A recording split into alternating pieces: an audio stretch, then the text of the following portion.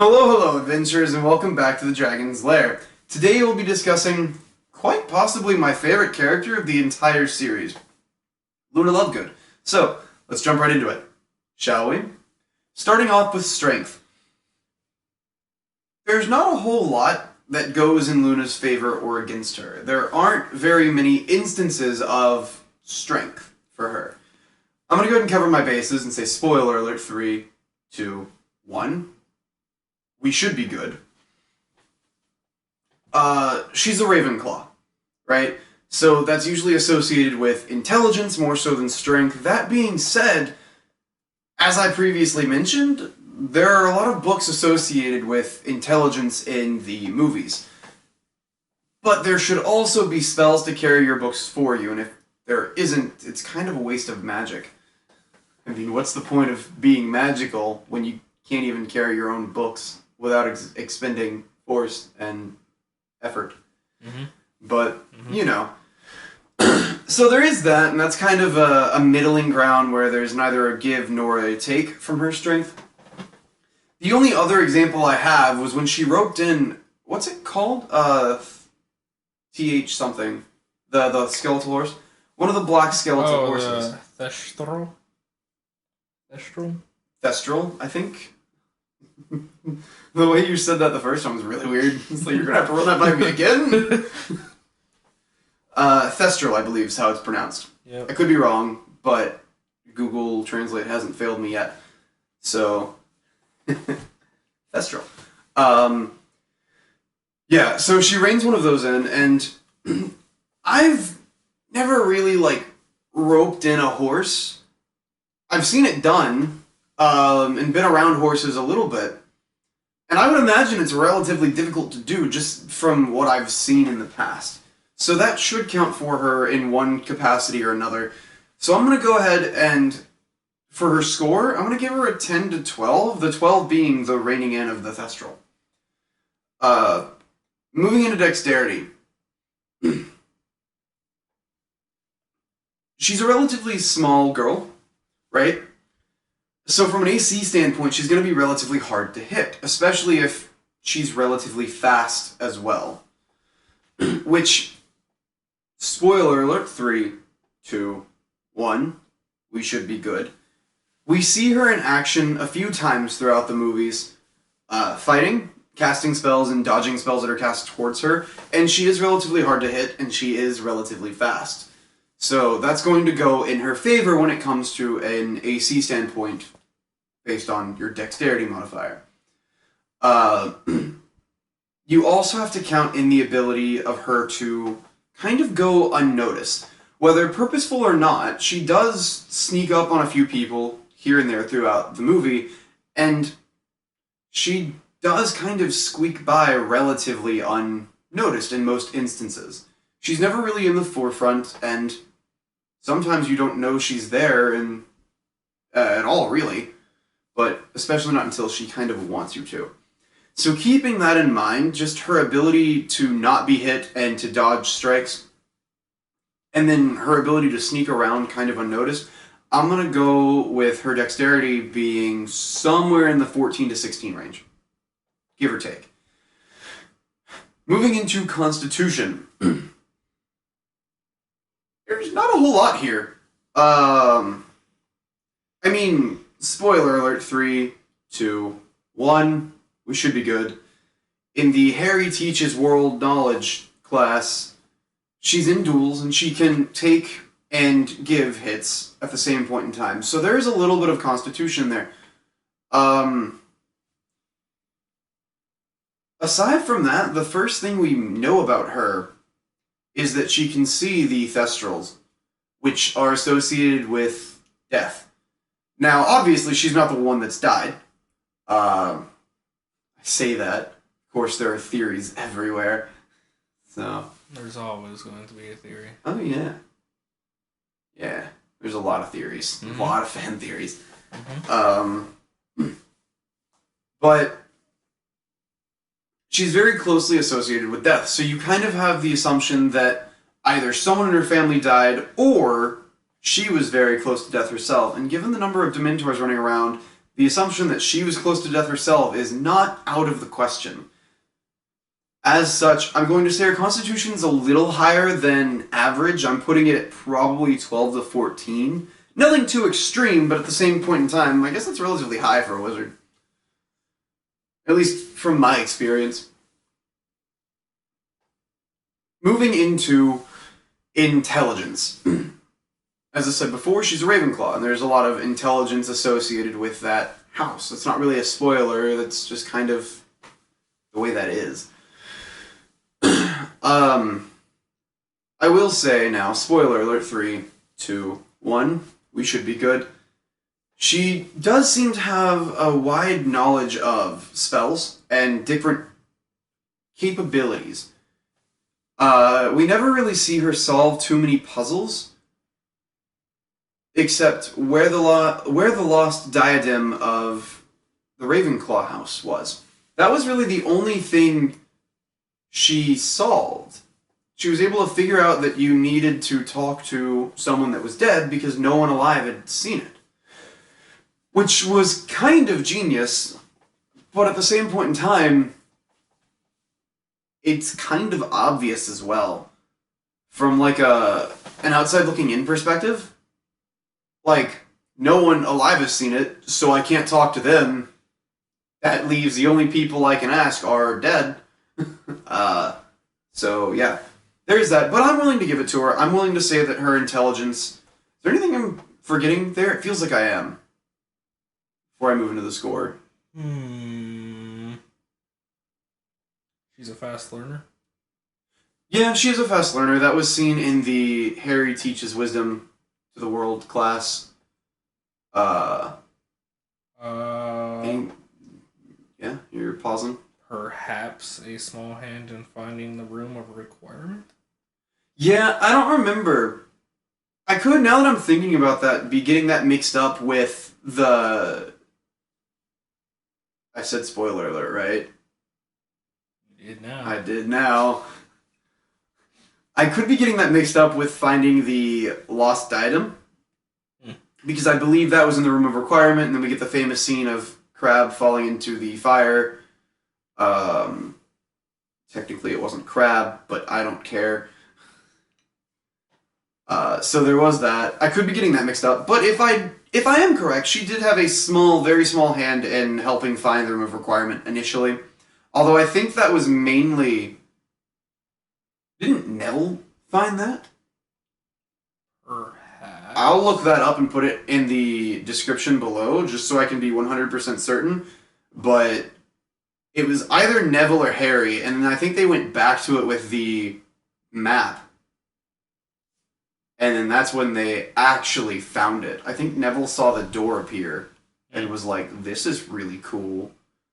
And then they went back to it with the map, and they're like, it's not here, what do we do? And then that created the entire fifth movie. So, but yeah, score for intelligence. I'm gonna put her at probably 14 to 16. Just because she was able to figure out the only puzzle we saw her deal with, the speak to someone dead, and she is a Ravenclaw, and that's usually associated with intelligence. Or the drive to get what you want on the up and up, not by cheating and conniving and that sort of thing, which is more Slytherin. Into wisdom. This is a stat that I think Luna Lovegood doesn't get enough credit for. I'm going to go ahead and say spoiler alert, 3, 2, 1. We should be good, just to cover my bases. When we first meet her, she seems to know more than she's given credit for, right? She seems to have made this peace with death. That's why she can see the Thestrals, and she kind of, using that, helps Harry along his way, forcing him to realize that he's already made conclusions that he didn't quite know about yet. Dealing again with the peace, her peace with death. And you go throughout the movies just kind of thinking there's more to Luna Lovegood than we really know. But she never really gets her time in the limelight, so we never really get to see her. We do see, though, that she's able to put herself in Voldemort's shoes and kind of think like him. Like when she says that Harry is less of a threat when it's just him without his friends. So that's why Voldemort would be wanting to drive the three of them essentially apart. Him, Hermione, and Ron. Harry, Hermione, and Ron for specificity. But, you know, there also seems to be a wisdom of just because something's said to be extinct doesn't really mean that it is. Like, the Nargles, for instance. She's the only one throughout the entirety of the series that, like, that we see that knows about them and is cautious of them. Now, in a couple of instances, a few things that happen are very easily explained without the use or existence of Nargles. But some things, not so much. I'm not going to spoil anything further than that. I'll let you go and find those for yourself. But all in all, there seems to be a little bit more to her when it comes to what she knows in a real world sense than we really are let in on, if that makes sense. So for her score, I'm going to say 18 to 20. Just because there's something else there that, upon looking into and digging through, you start to realize there's more to her wisdom than meets the eye. So 18 to 20 to reiterate. Moving into charisma. This is a stat where she is not good. Like, very not good. The spoiler alert, 3, 2, 1, we should be good. With the constant talk of an extinct race of creatures, the general oddities and random tidbits of information that she enjoys but no one else does, kind of drives everyone away from her. However, there is one saving grace in the end. I've said spoiler alert, so we're good. When she does wind up, I guess dating Neville would be the way to say that. Ish. It never really goes into it. It kind of shows that one scene and then hard cuts to like 9 years in the future. Mm-hmm. So, we don't really know. But there is something between her and Neville there at the end. So there is that saving grace of charisma. But I would say, from a show standpoint, her charisma is still relatively low. That being said, everyone I've spoken to agrees with the premise that Luna Lovegood is their favorite character. Their words, not mine. I kind of paraphrase to get agrees with the premise, but everyone says that their favorite character is Luna Lovegood, at least from the people I've spoken to. Now, I realize that pattern won't hold true for everyone, everywhere, obviously, but there seems to be an agreement between people that I've spoken to that Luna Lovegood is a good character. So, it's kind of odd, and I'll leave this up to you for the final score itself, but I would go with somewhere between 6 and 14. 6 being a more realistic, here's the in-show charisma, and 14 being the more, okay, people that watch the movie like her. In the book and in the story, they don't really like her all that much. But the audience really seems to love her. So, that's up to you. Now we move into race and class. Starting off with a straightforward build. Obviously, we're going to have to go with human. I went specifically human variant for the 2 very specific skill increases. Right? That way you can boost something like intelligence or wisdom if you wanted to do that, or if you needed to, dexterity or something along the lines of constitution. It's really your call. For the skill, I went with Arcana. Makes sense. She's a wizard, and is relatively intelligent when it comes to that sort of thing. So it makes sense. For the feat, something like Keen Mind makes sense. Essentially what that does is you can recall anything that you've seen within the past month, seen or heard within the past month accurately. You always know which way is north. You always know how much time is left before the next sunrise or sunset. And there's one more thing, chill, but I forget what it is offhand. It should be at the top of the Keen Mind feed. I think it went backwards. You always know which way north is. You always know how many hours until sunrise. You can actually recall anything within the past month. There should be one more up at the very top of that. Increase of intelligence. There we go. The increase of intelligence by +1. Mm-hmm. Or something like Spell Sniper is really good. That ignores half and 3/4 cover. It gives you double ranged on spell attack roll ranges, if that makes sense. So something like Chromatic Orb has a range of originally 90 feet. That would be doubled because it's a spell attack roll. And it gives you an extra cantrip that, again, uses a spell attack roll to make use of the previously mentioned ability. So it's kind of a good feat for her. Either or, I'll leave it up to you. As for the class, I went with Wizard. Now, spoiler alert, 3, 2, 1, we should be good. She does produce a Patronus charm. So, and very few people, all in all, do that. So that kind of qualifies her, I would say, for abjuration and things of that nature. However, War Magic would also work because she is a part of Dumbledore's army. So I'll kind of leave that up to you as to which one you would want to go for in my straightforward build. Of course, if you have your own ideas, then by all means do that instead. As for the conceptual build, starting off with the race, I wasn't planning on going with Elf for her, but then I saw something that kind of stuck out to me. It's the Palliad, however you pronounce that. Palliad, I believe is how it's spelled. Chill is nodding in confirmation, which you can't hear because it's not audible. Nods. Alright. They get everything the normal elf gets, so +2 to dexterity. It's trance, Keen senses, Fey ancestry, dark vision. Thank you. For some reason, I drew a blank. I was trying to combine keen senses with dark vision, and it wasn't working in my head. So I don't really know what happened there. They also get wisdom +1, a few race-based spells, which include sleep, light, the light cantrip, sleep, and invisibility, I believe. And what's the last thing they get? There's one more that I missed. Not a spell. It's a advantage on investigation and insight. All right, just to say that again, in case you couldn't quite hear them, they get advantage on investigation and insight checks, which is actually really good.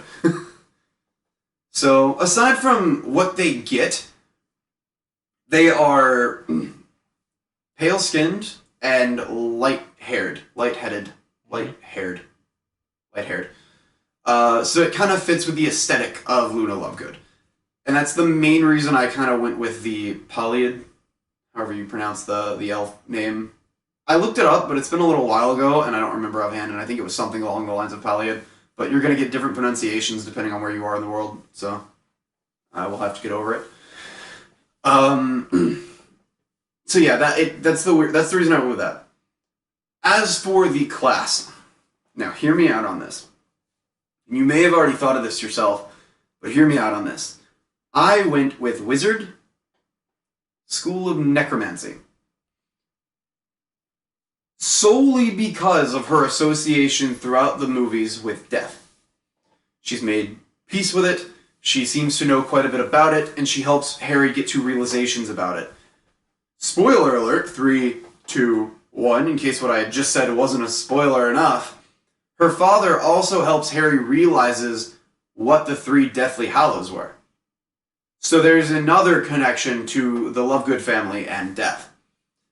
Necromancy is all about death and raising from the dead, things of that nature. Now, if you really wanted to mix things up and be just kind of cool, which I want to do a character that's kind of like this, you could go Druid with an emphasis in necromantic spells, and theoretically make plant-based or use plants in your zombie recreations, or like charges rise from when you rise something from the dead. Are they called a charge or creation?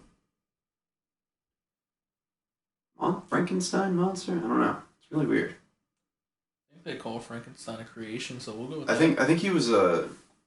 Okay, so there's a lot. There's like a lot of arguments back and forth. Technically, Frankenstein was a monster, and when I say that, I mean Frankenstein, the doctor that cut bodies up and sewed them back together so he could raise something to life.